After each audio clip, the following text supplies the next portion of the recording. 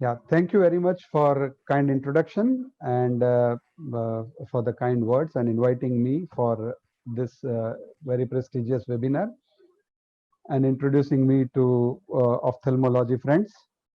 So, friends, we are having a webinar on medico-legal issues. Now, sir referred a word tele-ophthalmology. So we are always in a hurry to make new words like retinal specialist or endoscopist.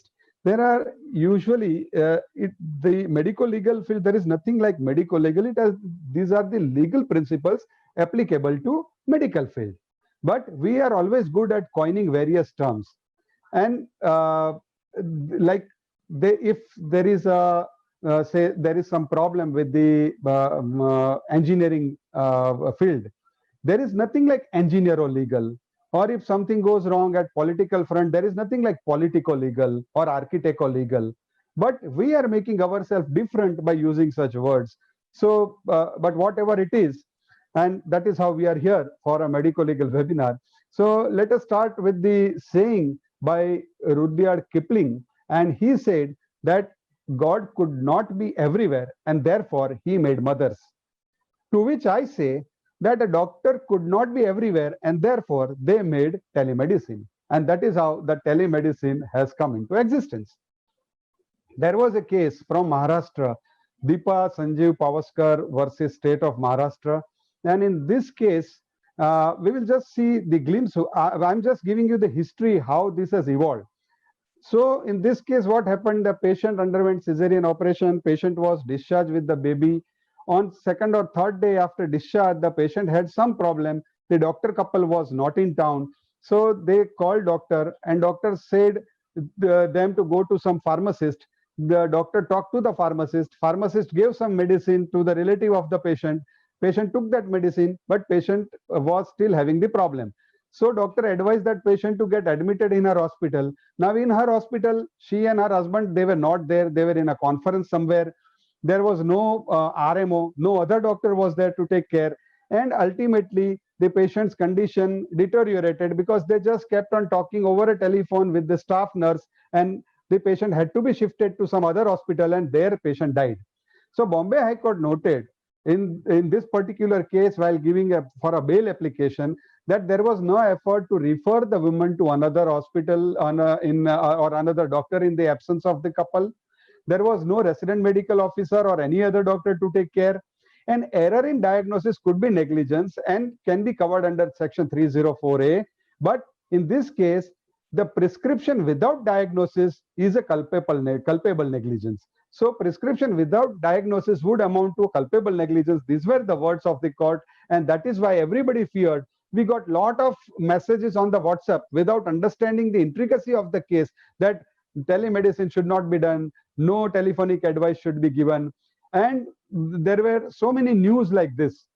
Even Karnataka Medical Council was against, and they said no telemedicine or no telephonic consultation should be done. In this case, the IMA wrote a letter to Medical Council of India that what is the stand of telemedication? You just tell us what we should do. Now, you know, in 2017, the Medical Council of India was replaced by the National Medical Commission. And the takeover was not complete, like it is still going through. And during that time, the Board of Governors are running the show. So Board of Governors from the Medical Council, they have come out with this guideline, telemedicine practice guideline. This is how it has evolved. Now, they were to come out with these guidelines by 2022. But since the corona issue came, they had to hasten the process, and ultimately we got these guidelines on 25th March 2020, and these guidelines are officially gazetted now, and this has come into force. So it came into force on 12th May 2020. So since it is added into the Medical Council Act by way of gazette, it is a permanent thing and not related to corona period only. And it is added as section 3.8. Forget the number of the section, but the point is it is added as one of the sections of the Medical Council Act. So it has become a permanent amendment into the Medical Council Act. And it says that consultation through telemedicine by registered medical practitioner under Indian Medical Council Act shall be permissible in accordance with the telemedicine practice guidelines contained in Appendix 5. So we are going to see this Appendix 5 in a short while. So what is telemedicine? I will give you the important definition, and each definition or each slide which I am going to tell you are the important part of that 53-page document. So you will not have to go through that if you listen to this very carefully.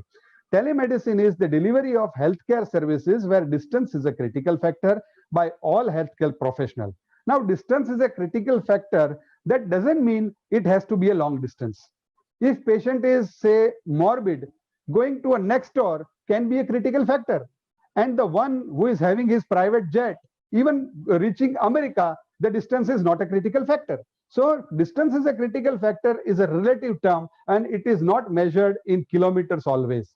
So delivery of the healthcare service where distance is a critical factor by all healthcare professionals using information and communication technologies for exchange of valid information for diagnosis, treatment, prevention of disease, research, and for continuing education healthcare services, all in interest of advancing the health of individual and their communities. So this is what is telemedicine. Telehealth is a broader term. The delivery of and facilitation of health and health-related services, including medical care, provider and patient education, health information service, and self-care via telecommunication and digital communication technology. So if you see a whole spectrum, the telehealth is a bigger part, while telemedicine is a small part of telehealth. So all telemedicine is a telehealth, but everything in telehealth cannot be telemedicine. So if somebody develops some app, say there is a Samsung Health app, that is included in telehealth, but it's certainly not a telemedicine. So telemedicine includes all channel of communication with the patient, including video, audio, text, and digital data exchange. The guideline specifically excludes specification for the hardware or software. Why I am telling you this? Because it is mentioned in the guideline. So if some company comes to you telling that it is approved by Medical Council of India, then he is lying. The Medical Council of India guideline do not specify any particular hardware or software. Rather, it has said that it includes telephone, video, the devices connected to LAN, WAN, internet, mobile, landline phones, chat platforms like WhatsApp, Facebook, etc. That includes any other mobile app or internet-based digital platforms for telemedicine or data transmission like Skype, email, or anything. So it can be Google Duo, anything. So there are so many things they have included. So in anything and everything which includes video, audio, text, and digital data exchange is included in telemedicine. Emergency consult for immediate assistance or first aid. What telemedicine guideline says about emergency consultation? In case alternative care is not present, teleconsultation might be the only way to provide timely care. In such situation, RMP may provide consultation to their best judgment. Telemedicine services should, however, be avoided for emergency care when alternative in-person care is available. These are very important words. So in emergency, telemedicine services should not be used as far as possible, and telemedicine consultation should be limited to first aid, life-saving measure, counseling, and advice on referral. So if patient calls me that, sir, I am having chest pain, at the most what I can tell is that put that sorbitol tablet below your tongue if I feel that the symptoms are like the cardiac pain, and I can tell them to go immediately to the nearby hospital. So that is what telemedicine should be used for emergency services. Also, it is not used for the surgical part. So you cannot put in the scope or you cannot transmit the images while doing a surgery and asking that another surgeon to guide you in a surgery. It should not be used for surgical procedures as well. In case of emergency, the patient must be advised for an in-person interaction with an RMP at the earliest. This is what the guideline says. Now, what are the definitions of RMP? RMP is defined as a person who is enrolled in the state register or the national register under Indian Medical Council Act. So a person has to be registered with the state at any state, and that is RMP. So MBBS and above. Health worker could be a nurse, allied health professional, mid-level health practitioner, ANM, or any other health worker designated by an appropriate authority. That means he is a paramedic person. Caregiver could be a family member or any person authorized by the patient to represent the patient. So it is somebody who comes with the patient in our inpatient practice. That is a caregiver. Or there could, when it comes to caregiver, there could be two possibilities. One, the patient is present with the caregiver during the consultation, or two, patient is not present with the caregiver. Now, when patient is not with the caregiver, again there can be two possibilities. One, if patient is minor or the patient is incapacitated, that means patient is unconscious or patient is not in a position to take any decision, not of the sane mind, the caregiver is deemed to be authorized to consult on behalf of the patient in such cases. So here the age of majority is 16. So if patient is more than 16 years of age, he or she can directly consult, otherwise through a guardian or a caregiver. And second situation is caregiver has a formal authorization or a verified document establishing his relationship with the patient and or has been verified by the patient in previous in-person consultation. So if patient has come with the son in-person consultation, in that case, next time the son can consult you for the father's problem. So this is what is about the caregiver. In all above, the consult shall proceed as in case of RMP with the patient. So even if it is caregiver, you have to go ahead as if you are consulting the patient. Now, telemedicine works between, why this definition I have given you? Because telemedicine works between patient to RMP, caregiver to RMP, RMP to RMP, and health worker to RMP. So what is common here is RMP. So RMP has to be there, otherwise it is not telemedicine. So if your nurse talks to a patient, it is not telemedicine. Telemedicine is always inclusive of RMP. That is very important. Otherwise, it will be telehealth, but not telemedicine. Identification of the registered medical practitioner and the patient is required. Telemedicine consultation should not be anonymous. So somebody cannot call you that my neighbor's brother, sister's father is having this problem. Patient has to be identified. So an RMP should verify and confirm going to happen. That is called explicit consent, where explicit consent can be written or it can be oral. That means it can be documented, it can be non-documented, but non-documented consent has no validity. If the patient initiates telemedicine consultation, then consent is implied. It is very easy to understand. If patient calls me for a medicine or patient starts video or patient sends me message, that means patient is comfortable with telemedicine consultation. So there the consent is implied. The explicit consent is required when a healthcare worker, RMP, or a caregiver initiates telemedicine consultation. So if I tell the patient that next time you call me and I will give you medicine or I will change the medicine, in that case, the patient should give consent. Now, how can patient give consent? The explicit consent can be recorded in any form. Patient can send an email, text, audio, video message. Patient can state only one line, yes, I consent to avail consultation through telemedicine. These words are enough to establish a consent of the patient that she or he is okay with the telemedicine. But you have to record or document such words. If she is sending mail, then preserve that mail. If she is telling it on telephone, record that telephone. If she is telling it on video, record that video. But you have to have a documentation of the explicit consent. Now we are coming to the middle part of the presentation. First consultation. These are all important definitions. We have seen a few definitions. Now two or three more definitions we have to see. First consultation. These are all put it into words. Otherwise, we all know what it is. What is first consultation? A patient is coming for the first time. That is first consultation. Or patient has consulted the RMP earlier, but more than 6 months have passed. Or patient has come with a different health condition. So this is called the first consultation, and there is nothing new in this, but it is put in proper words now. Follow-up consultation. What is follow-up consultation? If patient is consulting with the RMP within 6 months, if patient comes for the same problem, it is follow-up consultation. However, it will not be considered follow-up if patient has new symptom or the RMP does not recall the context of the previous treatment. So if RMP forgets, even patient comes within 6 months, and even the complaint is same, still it will be a new consultation because the RMP doesn't know what it was. Telemedicine has its own set of limitations for adequate examination. Now, this is very, very important to understand.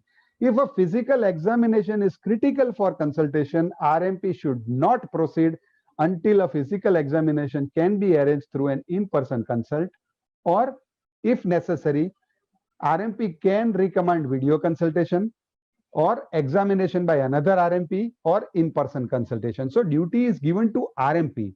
Now, if you understand our teachings, we were taught that there is inspection, palpation, percussion, and auscultation.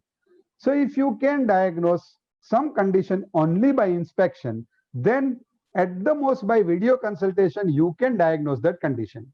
But if you require palpation, percussion, auscultation, or any other modality, which you ophthalmologists need a lot, if you need any such kind of modalities to diagnose certain things, you have to stop that, and you have to recommend that to the patient to get it done by somebody or to come to you in person. So it is not compulsory. Once the consultation is started, it has to finish. You can stop anywhere, but duty is given to a doctor. So please do not go ahead once started without diagnosing the condition properly. RMP shall maintain all the patient record, including case history, investigation report, images, etc., as appropriate. Now, last part and last important thing which one must understand, and that is the list of drugs. There are 4 lists given into the last portion where the drugs are categorized into various lists. There are 4 lists: list O, list A, list B, and prohibited drug. What is list O? It is matching with the blood groups, but it has nothing to do with blood group. O, A, and B. These 3 things you have to understand. List O are the over-the-counter medicine. These are absolutely, there is nothing with the schedule of the drug as per the Drug Act. List O drugs in telemedicine guidelines are the medicines which are available over the counter. According to Drug Act, these are the medicines which require no prescription. Anybody can go to a medical store and ask for it. And these medicines are antipyretics, cough supplements, lozenges, cough syrup, or some chloride or guanifin or ambroxol or ORS packet, or some supplement like iron and folic acid, vitamin D. So all these are over-the-counter drugs. So you do not, you have to remember that this is list O, that is over-the-counter drug. Now come to list A. What is list A? List A includes the specific drugs for the disease, which otherwise requires a prescription.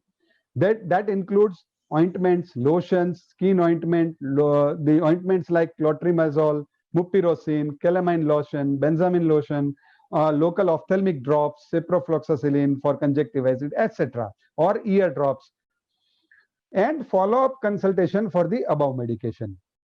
Follow-up medication for chronic diseases like for hypertension, diabetes, asthma. So group A basically is a medicine which you prescribe specifically after diagnosing something by inspection with other reports. Other reports includes, say, laboratory report or sonography report or your A scan, B scan report or whatever.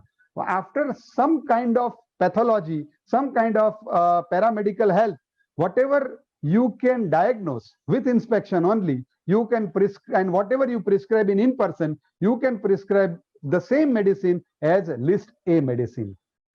Now, what is list B medicine? List B medicine is the list of medication which RMP can prescribe in a patient who is undergoing follow-up consultation in addition to those which have been prescribed during in-person consultation. So if patient has come to you once and then you want to add on something later on in as an ongoing treatment, in that case, whatever medicine you prescribe, it may be same which I told you, you can start as a list A drug.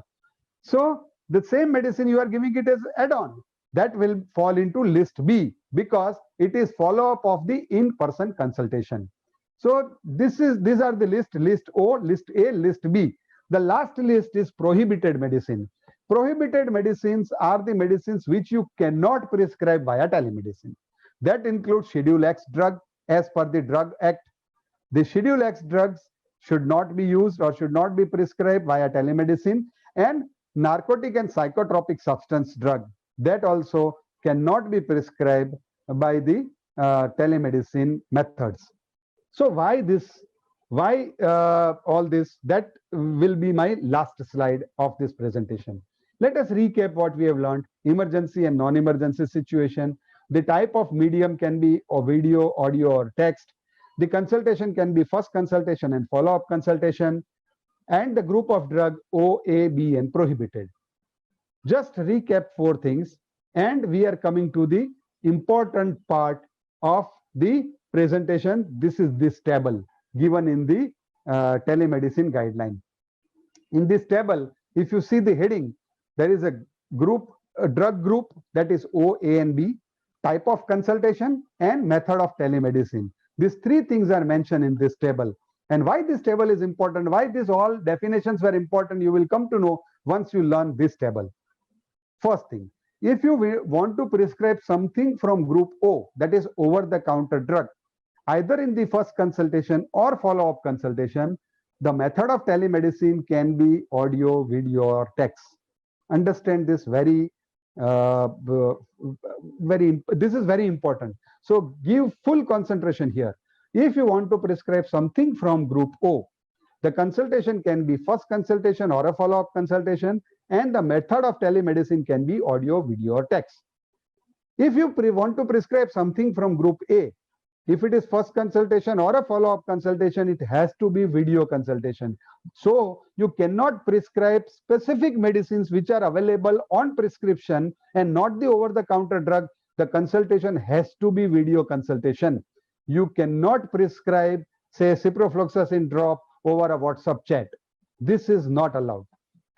However, if you want to prescribe something from group B as a follow-up medicine, then the consultation can be audio, video, or text. So if you want to, patient has come to you, you have seen the patient, there is conjunctivitis, you have given some medicine, now you want to change to a ciprofloxacin drop, then you can prescribe it over either audio or video or text as a group B medicine or list B medicine.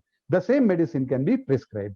And prohibited medicine cannot be prescribed in first consultation or a second consultation, and or not by audio, video, or text. So prohibited drugs cannot be prescribed by telemedicine.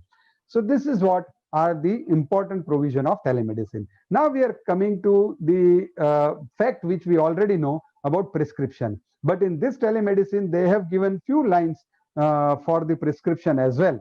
RMP shall prescribe the medicine. They have to issue a prescription as per the Indian Medical Council Act. So Council has already given the format of the prescription, and you have to follow the prescription rules. What are the RMP shall provide a photo, scan, digital copy of a signed prescription or e-prescription, or via email or by any messaging platform. But it has to be photo, scan copy, or digital copy of a signed prescription or an e-prescription generated through some software. It can't be a word format because patient can change the quantity, patient can change the name. So do not give something which can be later on changed at the end of the patient. So that is what this guideline says.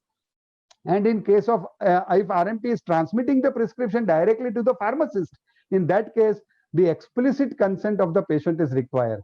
So if you tell that I am giving this prescription to the RMP and you collect the medicine from the pharmacy, in that case, the patient's consent is required. Otherwise, you have to give prescription to the patient. And this is the format of the prescription given in this guideline, and it should include all these things. At least the name of the date of the consultation, name of the patient, address of the patient, age, gender, height, weight, LMP, chief complaint, diagnosis, all the relevant history, and the name of the medicine, the dose of the medicine, timings of the medicine, specific instruction for the medicine, and your signature and registration number. This many things should be there in every prescription that we all know. But this is the format they've given, and we must stick to this format. Now, last thing is professional fees. Should I take professional fee? That question is also asked by so many colleagues. Why we hesitate in taking money for anything? We must ask for the professional fees, and this is what the guideline says. Telemedicine consultation should be treated same way as in-person consultation for the fees perspective. That means you can take the fee. That doesn't mean the fees should be same. You can have more fees, you can have less fees. Only thing is you have to treat it as in-person consultation. That means there are guidelines for fees for in-person consultation in Medical Council of India Act. What it says, you have to write your charges at the reception. It has to be revealed to the patient before they enter your chamber. So here also you have to tell the patient that these are my charges, say 1,000 rupees for 1 hour or 15 minutes or 20 minutes or whatever time slot you give or whatever way you want to charge, or for first consultation and 500 for second consultation or follow-up consultation. You can, but you have to tell your charges, declare your charges beforehand. That is the only thing required. And I advise, this is not in the guideline, I advise always take your charges beforehand. Ask them to pay first and then you deliver your service. And that is what we have learned from the IT people. Amazon delivers the goods only after you pay them. Even if it is payment on receipt, they first take the money and then they hand over the parcel. So please take your money beforehand on telemedicine and then give your advice or then start your consultation. And RMP also should give receipt for the same. So please start giving receipt to the patient. And while giving receipt, again, it has to be in electronic format or PDF format or non-changeable format. It can be a photograph, but do not give it in Word format. Otherwise, if you will charge 100 rupees, they will make it 10,000 rupees. So please do not give it in Word format. So in summary, we can say the RMP should exercise their professional judgment to decide whether a telemedicine consultation is appropriate in situation or in-person consultation is required. So responsibility is given to RMP. Identification of the patient, mode of communication, consent. If it is patient starts, then no need for consent. If you start, then consent is required. Then type of consultation, first consultation, second consultation, and patient evaluation, diagnosis, and prescription. Now, as far as negligence is concerned, already the advocate Amit is going to talk on that. But the patient shall be responsible for inaccuracy of the information shared by him or her with the RMP. This is what is written in the telemedicine guideline. So if patient gives you wrong information or wrong ID, then it is their problem. The RMP asking another RMP for the advice, the treating RMP will remain responsible for the patient. So if I ask Dr. Rajasekhar for my patient some medicine and he prescribed me something, I give it to the patient. If something goes wrong, I am responsible. I cannot tell that Rajasekhar gave me this advice. If RMP feels that the information provided is inadequate, then he or she shall request for additional information. This information may be shared in real time. That means patient can give you radiological report, laboratory report by either WhatsApp or by email or by video consultation. But till that time the reports are done, such consultation will be considered as post, and the consultation can be resumed or rescheduled after the reports are there. So negligence as such, he is taking what is negligence. So that Amit will tell you. So negligence will be decided as per the definition. Documentation, you have to maintain the log of the record of telecom interaction, that is phone log, email record, chat record, video interaction, patient record, reports, documents, whatever patient gives you, you have to maintain. Confidentiality have to be maintained.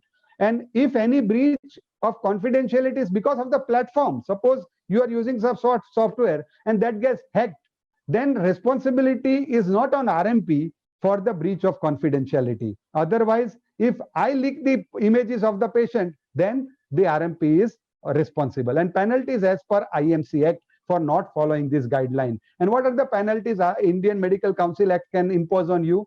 They can just give you a letter, threatening letter, that henceforth you don't do this, or removal of name for few days, few weeks, few months, or few years, or permanent.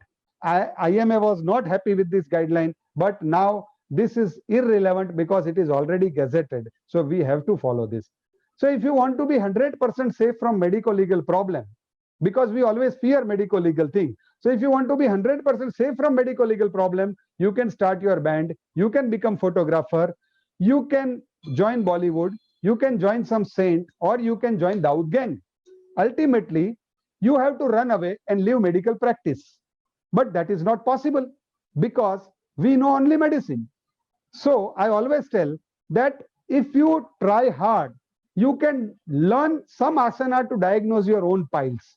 If you follow Baba Ramdev, you can definitely diagnose your own piles. It is possible, but it is impossible to be away or 100% safe from medical legal problem while being in a medical practice. It is not possible.